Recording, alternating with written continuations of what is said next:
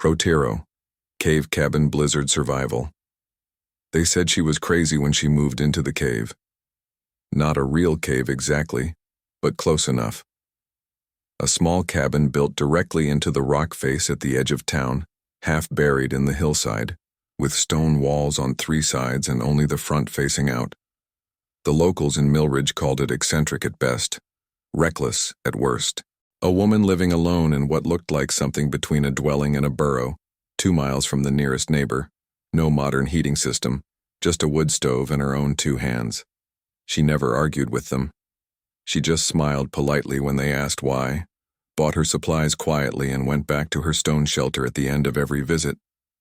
Her name was Elena, and she had her reasons. She had spent years working in remote research stations, learning what it meant to survive when systems failed, when the grid went dark, when nature reminded you just how small you really were. The cave cabin wasn't about proving anything. It was about knowing she could take care of herself, about choosing a life that made sense to her, even if it made no sense to anyone else. The stone kept the temperature stable, the wood stove kept her warm, and the hillside broke the worst of the wind. She had water storage, a root cellar dug deeper into the rock, and enough firewood stacked under tarps to last through 2 winters if she needed it. The town thought she was odd, but harmless. They stopped asking questions after a while. She became part of the landscape, like the old mine shaft on the North Ridge or the abandoned railway bridge. Just another strange fixture of Millridge, population 3,000, tucked into the mountains where winters were cold but manageable, until they weren't. It started on a Tuesday in late January. The forecast called for snow, nothing unusual. Maybe 6 inches overnight, temperatures dropping into the teens. Elena checked her supplies like she always did before a storm.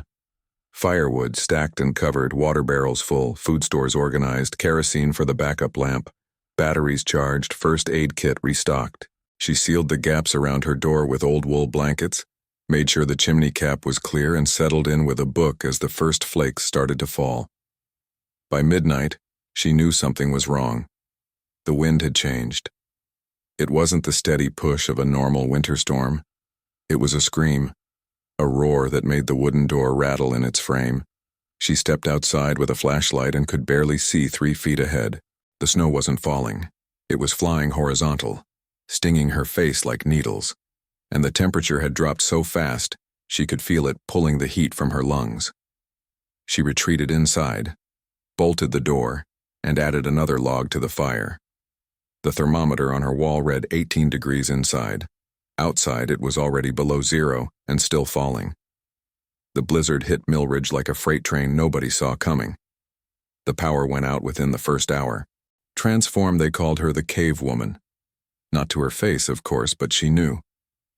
She'd hear it in the way conversation stopped when she walked into the general store, in the polite but distant nods from neighbors who couldn't quite understand why anyone would choose to live the way she did. Maya had moved to the outskirts of Coldridge 3 years ago, buying a plot of land that most people considered worthless. A rocky hillside at the edge of town where the wind cut through everything, and winter lasted 8 months of the year. What they didn't know was that she'd spent 2 years before that researching, planning, and preparing for exactly this kind of life. The cave cabin wasn't a cave at all, not really. It was a carefully constructed dwelling built into the natural rock face, using the earth itself as insulation, with thick stone walls on 3 sides and a reinforced front entrance that faced southeast to catch whatever morning sun the brutal northern climate allowed. She'd spent her first year digging, reinforcing, installing proper ventilation shafts that ran up through the rock, waterproofing, and creating a living space that was small but efficient. 18 feet deep, 12 feet wide, with a 7-foot ceiling. Every inch had a purpose.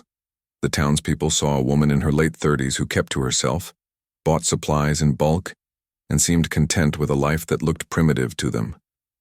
They didn't see the solar panels she'd mounted at an angle to catch low winter sun, or the way she'd built her wood stove with a proper flue system that drew cleanly, or the backup ventilation she'd installed to prevent carbon monoxide buildup.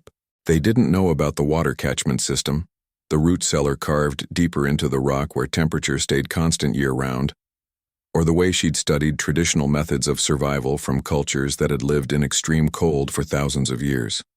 To them, she was eccentric at best, foolish at worst. Maya had learned to ignore the judgment. She had her reasons for this life, and they were her own. November came hard that year. By the second week, temperatures were already dropping below zero at night, and the first serious snowfall hit before Thanksgiving. Maya had been through 2 winters here already, so she knew the rhythm. Cut and stack wood through summer and fall. Check the stove and flue monthly. Rotate food stores. Test the generator. Keep the entrance clear. Maintain the ventilation shafts. It was routine now. Almost meditative. She'd go into town once every 2 weeks, buy what she needed, exchange brief pleasantries, and leave. The cashier at the store, a woman named Linda, who'd lived in Coldridge her whole life, always looked at Maya's purchases with barely concealed confusion. 50-pound bags of rice and beans, salt in bulk, lamp oil, batteries, matches, candles, medical supplies. Linda would scan the items slowly, as if trying to understand what kind of life required these things in these quantities. The weather forecast on the 23rd of November was unremarkable. Cold front moving in, possible snow accumulation, nothing unusual for this time of year. Maya went about her normal routine. She'd split wood that morning, the air so cold it burned her lungs, each swing of the axe sending sharp cracks echoing off the surrounding rocks.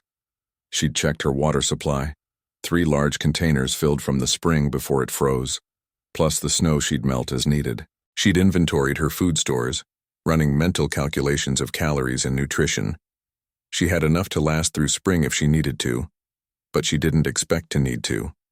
This was just how she lived, prepared for possibilities that most people never considered until they became realities.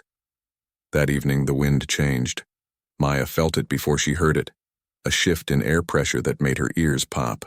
Then came the sound, a low moan that grew steadily louder, building from a whisper to a howl in less than an hour. She stepped outside, and the cold hit her like a physical force. The temperature had dropped 20 degrees since afternoon. The sky had taken on a strange gray-yellow color, and the wind carried an edge that cut through her layers. This was different. She'd been through cold snaps before, but this felt wrong, too sudden, too aggressive. She went back inside, secured the heavy insulated door, and checked the stove. The fire was burning clean, the flue drawing well, the carbon monoxide detector showing green. She had wood stacked inside for easy access, enough for 3 days without going out. Water stored, food ready, ventilation clear. Everything as it should be. By midnight, the blizzard hit with a ferocity that surprised even Maya. The wind wasn't just howling anymore. It was screaming, a constant roar that made the stone walls vibrate. Snow came horizontally, driven by gusts that Maya estimated were pushing 70 miles per hour or more. She could feel the cold seeping in around the doorframe despite the weather stripping, so she hung a heavy wool blanket over the entrance as an extra barrier. The temperature inside the cave cabin was holding at 55 degrees, which was livable with layers. The stove was working overtime, but she kept it regulated, never letting it burn too hot. A chimney fire in conditions like this would be catastrophic. She settled in with a book by lamplight, conserving her battery-powered lights, listening to the storm rage outside. This was going to be a long night. In town, people were less prepared. Coldridge was used to winter, but not like this. The power went out at 2 in the morning, sudden and total, plunging 300 homes into darkness. The backup generators at the community center kicked in, but they were designed for temporary use, not extended outages. The cold came through walls and windows like a living thing, relentless and hungry. Families huddled together, piling on blankets, lighting fireplaces that many hadn't used in years because baseboard heat was easier. Some of those fireplaces had chimneys that hadn't been cleaned in years. Some had birds' nests. Some had cracks. Maya woke at dawn to a world transformed. The entrance to her cabin was completely buried, 4 feet of snow pressed against the door by the wind. She'd anticipated this, had built the entrance with a recessed area and an overhang specifically for this reason, but it still took her an hour to carefully dig her way out without letting too much snow inside. When she finally emerged, the landscape was unrecognizable. Drifts 15 feet high, visibility near zero despite the dawn light. The wind was still vicious, whipping snow into blinding curtains. Temperature reading on her outdoor thermometer, -18 before wind chill. She checked her ventilation shafts by feel, clearing snow from the tops, making sure air could flow. This was critical. Without proper ventilation, the stove would consume all the oxygen in the small space, and the carbon monoxide would build up silently, deadly. She worked quickly, her exposed skin burning in the cold, then retreated back inside. The first day of the blizzard passed in a haze of maintenance and waiting. Maya kept the fire steady, monitored the indoor temperature, rationed her activities to conserve calories and heat. She melted snow for water, a process that was more complex than most people realized. Snow had to be melted slowly, compacted first because fresh powder was mostly air.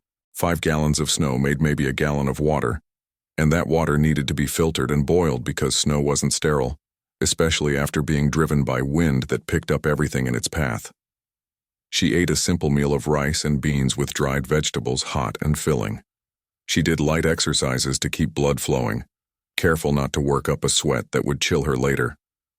She checked the stove, the vents, the door seal. She listened to the wind. She waited. By the second day, the situation in town was deteriorating rapidly. Without power, the water pump station stopped working. Pipes began to freeze, then burst, spraying water that instantly turned to ice inside walls. The temperature inside most homes had dropped to 40 degrees or below, despite fireplaces and space heaters running constantly. People were burning through their firewood stockpiles at alarming rates. The general store had been stripped of everything useful within the first 6 hours. Batteries, candles, food, even pet supplies. Arguments broke out. Some families took in neighbors. Others locked their doors and hoarded what they had. The emergency services building had its own generator, but fuel was limited, and the storm showed no signs of stopping. Roads were impassable, buried under snow measured in feet, not inches. No one was coming to help. They were on their own. Maya heard about the situation in town through her emergency radio, which she checked twice a day to conserve batteries. The reports were terse, matter of fact, but she could read between the lines. People were in trouble. She sat by her stove that evening, weighing her options. She had supplies. She had knowledge. She could help. But she also knew that opening her door to chaos could compromise her own survival. It wasn't selfishness. It was mathematics. Her cabin could shelter maybe 2 people comfortably, 3 in an emergency. She had food and fuel calculated for 1 person over a specific time period. Helping others meant making her own situation more precarious. And yet, the thought of people suffering, children cold and hungry, elderly folks running out of medication, it gnawed at her in a way that numbers and logic couldn't quite dismiss. The decision was made for her on the morning of the 3rd day. Maya was outside clearing snow from her entrance again, when she heard a sound that didn't belong to the storm. A voice, faint and desperate, calling for help. She stood perfectly still, listening, trying to locate the direction through the howling wind. There it was again, closer this time. Someone was out in the whiteout, and that was a death sentence. She grabbed her emergency pack, the one she kept ready by the door, put on her snow goggles, and ventured out further than she'd planned. The visibility was less than 10 feet. The cold was immediate and vicious. She called out, following the voice, knowing she was taking a calculated risk. If she got disoriented, if she lost track of her own position, she wouldn't make it back. She tied a rope to a stake she'd driven into the ground near her entrance, feeding it out as she went. A lifeline. She found him about 40 yards from her cabin. David Peterson, one of the town mechanics, a man in his 50s who'd been trying to walk from his house to the community center and had gotten completely turned around in the storm. He was shaking violently, his speech slurred. Classic signs of hypothermia. His hands were exposed, fingers white. Frostbite setting in. Maya didn't waste time on questions. She grabbed him, physically supporting his weight, and followed her rope back. Getting him through the entrance and inside took all her strength. He was a large man, and he'd stopped being able to help himself. Inside, Maya moved with practiced efficiency. She got David away from the stove, counterintuitive but necessary, because warming someone too quickly from severe hypothermia could cause cardiac arrest. She stripped his wet outer layers, wrapped him in dry blankets, gave him a warm, not hot, drink. She checked his hands and feet, assessing the frostbite. Mild, probably recoverable, but he'd been maybe 30 minutes from dying.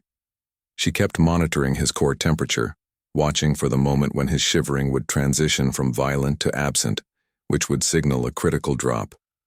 Slowly, carefully, she brought him back from the edge. When David could finally speak clearly, his first words were an apology. Maya cut him off. She didn't need apologies. She needed information. What was happening in town? How many people were in serious trouble? Were there others out in the storm? David told her what he knew.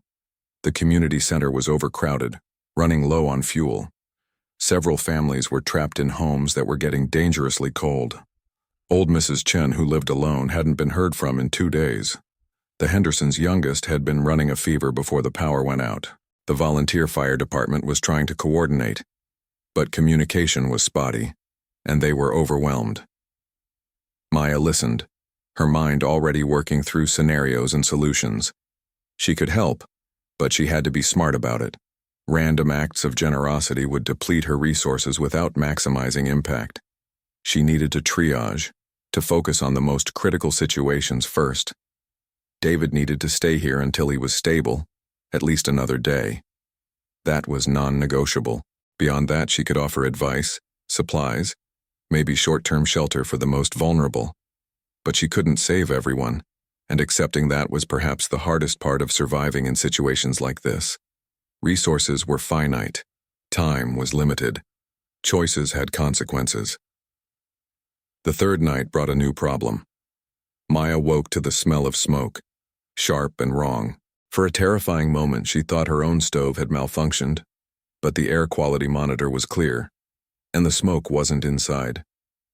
It was coming from outside, seeping in through the ventilation. She looked at David, who was sleeping fitfully under a pile of blankets.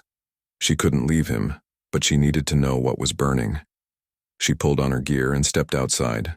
The wind had died down slightly, enough that she could see the orange glow in the distance, maybe half a mile away. Something in town was on fire, in a blizzard, in temperatures that made fighting a fire nearly impossible. She knew what had happened. Someone had overloaded their fireplace or used a wood stove improperly, and the inevitable had occurred. The question was, could they contain it, or would it spread? She went back inside, woke David, and told him what she'd seen. He sat up, alarmed, his mind immediately going to his neighbors. He wanted to go, to help, but Maya was firm. He wasn't ready, and heading back into town in his condition would just create another casualty. The best help he could offer right now was to stay alive and recover. She gave him that truth plainly, without sugarcoating it. She'd learned that in crisis situations, clarity was kindness and false hope was dangerous. David didn't like it, but he accepted it. He settled back down, and Maya returned to watching through her narrow window, seeing the glow persist for hours before finally diminishing. When dawn came, the smoke was gone, but she knew the damage was done. Another family had lost their home, and in this weather that was catastrophic. By the fourth day, the storm was showing its first signs of exhaustion. The wind was still present but less ferocious, and the snow had changed from a constant barrage to intermittent squalls. The temperature, however, had continued to drop, -25 before wind chill. Maya's thermometer didn't go lower, but she suspected it was worse. At these temperatures, exposed skin froze in minutes. Breathing hurt. Metal became brittle. Everything became harder. She'd been managing her wood supply carefully, but she'd burned more than planned because of David's presence. 2 people generated more heat than one, but they also required more warmth to maintain, and the calculations were delicate. She'd need to venture to her woodshed, a separate structure 30 yards from her cabin entrance, dug partially into the ground to keep the wood dry. She explained to David what she was doing, made him promise to keep the fire going exactly as she showed him, not too hot, not too low. She suited up, layered every piece of cold weather gear she owned, and went out. The woodshed was exactly where it should be, but buried under snow and ice. She dug loaded wood into a sled she'd built for this purpose, and hauled it back. 3 trips. By the 3rd trip, she could feel the cold winning, penetrating through all her layers, making her movements slower. She got back inside, closed the door, and stood shaking by the stove. David looked at her with new understanding. This was what survival actually looked like, not heroic or glamorous, just cold, hard work that never ended, consequences for every choice, and the constant awareness that one mistake could be fatal.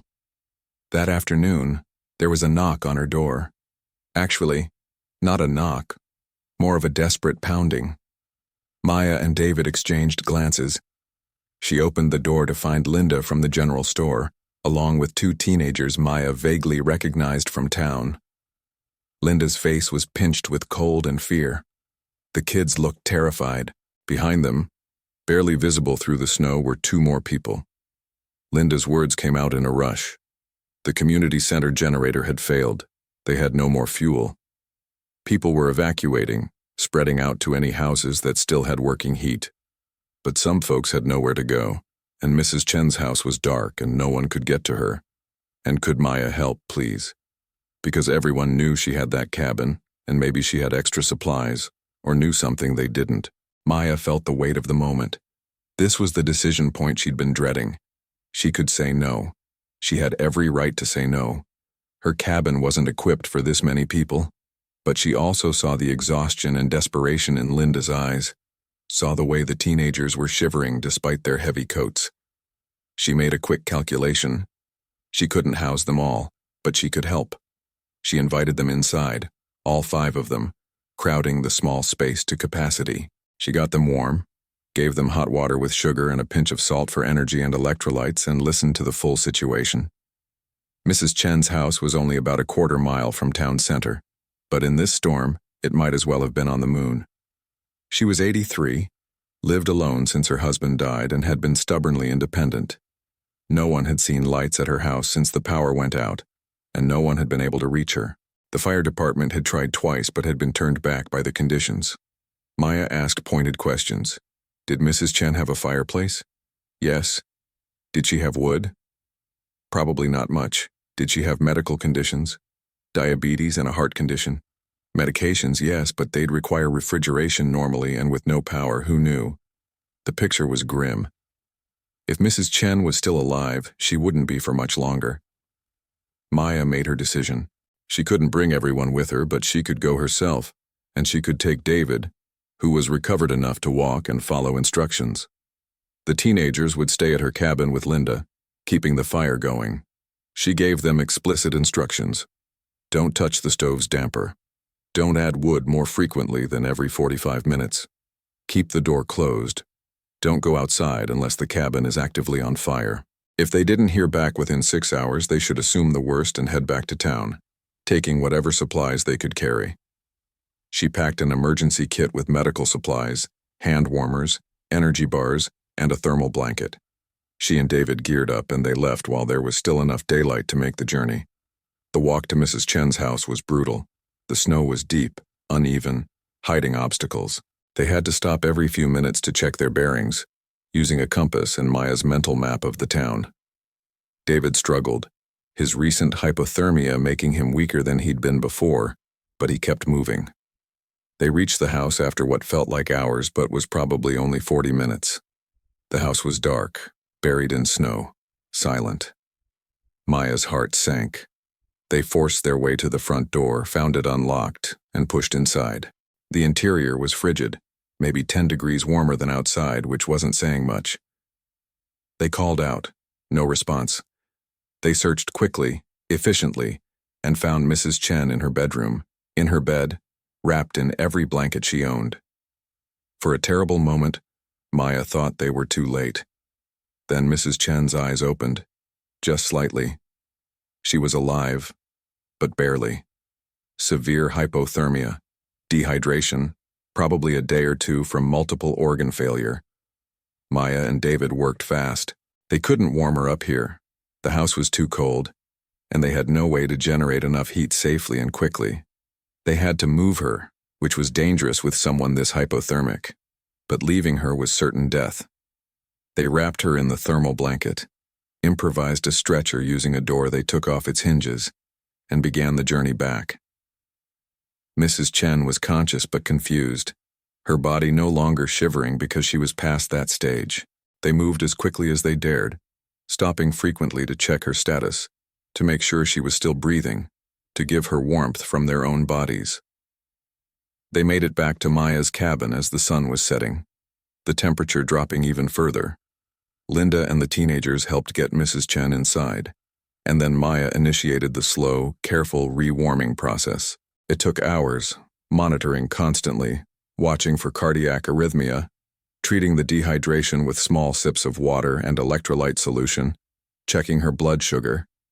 Mrs. Chen's fingers and toes showed significant frostbite, but that was a problem for later if she lived through the night. Maya worked through the darkness, barely aware of the passage of time, focused entirely on keeping this elderly woman alive. David helped where he could. Linda and the teenager stayed quiet, watching, learning what real emergency medicine looked like when there were no hospitals and no ambulances.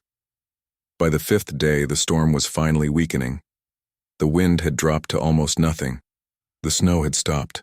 The sky was clearing, revealing stars so bright they looked unreal. But the temperature was colder than ever, the kind of cold that killed quickly and efficiently. -32 by Maya's thermometer, and she knew it was colder in the open.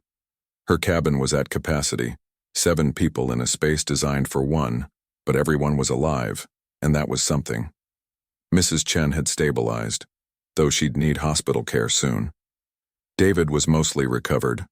Linda and the teenagers were exhausted but okay. The fire was burning steadily, the ventilation working overtime, the space warm enough to survive but not comfortable. Maya stepped outside at dawn, needing a moment alone, needing to see what the world looked like after 5 days of siege.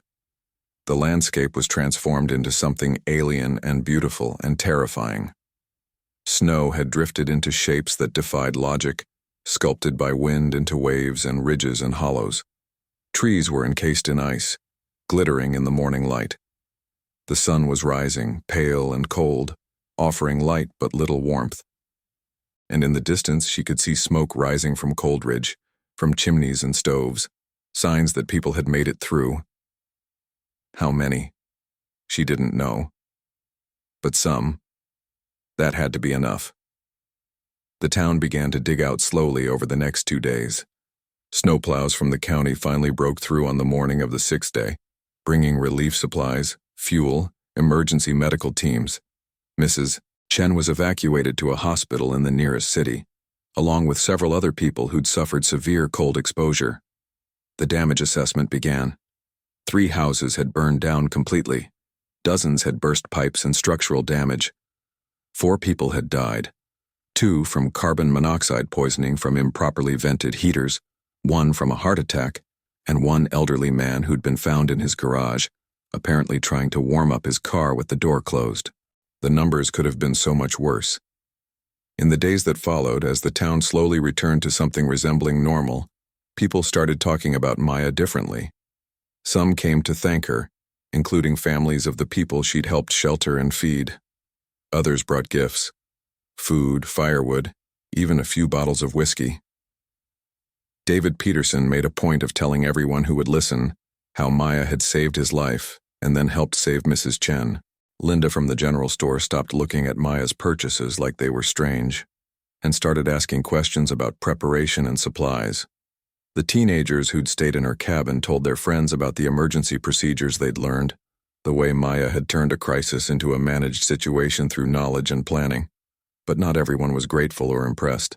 There were those who resented that Maya had done well when others had struggled, as if her preparation was somehow taking from them rather than the result of years of hard work and planning. There were those who said she should have done more, helped more people, shared everything she had. There were those who called her selfish for not opening her door immediately to everyone who asked. Maya listened to the criticism with the same calm she'd maintained throughout the storm. She didn't argue or defend herself. She'd made her choices, lived with the consequences, and helped where she could without compromising her own survival. That was the balance that people didn't understand, the hard truth that in extreme situations, you couldn't save everyone, and trying to do so often meant saving no one. The winter continued, cold and hard, but nothing like those 5 days. Maya returned to her routine, maintaining her cabin, managing her supplies, living her quiet, deliberate life. But something had shifted. The town had learned, or at least some of them had. A few families started asking her advice about emergency preparation. The fire department invited her to give a talk about cold weather survival. The general store started stocking supplies in bulk because more people were buying them. It wasn't a complete transformation, and Maya didn't expect one, but it was something. Recognition that maybe, just maybe, the way she lived wasn't so crazy after all. When spring finally came, slow and reluctant, melting the snow and revealing the damage winter had inflicted on the landscape, Maya stood outside her cabin and took stock. She'd made it through another year. She'd helped people survive. She'd maintained her own integrity and independence. She'd proven, mostly to herself, that the life she'd chosen was viable, sustainable, and worth the cost. The cave cabin had held. The systems she'd built had worked. The knowledge she'd accumulated had value. And when the next winter came, she'd be ready again, because that was what this life meant. Not just surviving one crisis, but being prepared for the next. And the next, understanding that nature didn't care about human comfort or convenience, that storms would come and cold would kill. And preparation was the difference between life and death. She'd chosen to live deliberately, to take responsibility for her own survival, to exist outside the systems most people depended on. It wasn't a rejection of community or humanity. It was a different kind of engagement, one based on competence and reality rather than hope and assumption. The blizzard had frozen Coldridge solid overnight and lasted 5 days. But the real impact lasted much longer.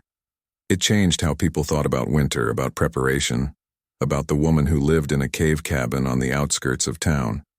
Some still called her eccentric. Some still didn't understand. But when the temperature dropped and the wind picked up and the sky turned that particular shade of gray-yellow that promised a storm, more than a few people found themselves thinking about Maya and wondering if maybe they should stock up on supplies, check their heating systems, make sure they had water and food and a plan. Because nobody had believed that a 5-day blizzard could freeze a town solid overnight. But it had happened. And maybe, just maybe, being prepared wasn't paranoia. Maybe it was wisdom. If you've watched this far, if this story has made you think about your own preparation, your own resilience, your own ability to face the unexpected, then you understand what this channel is about.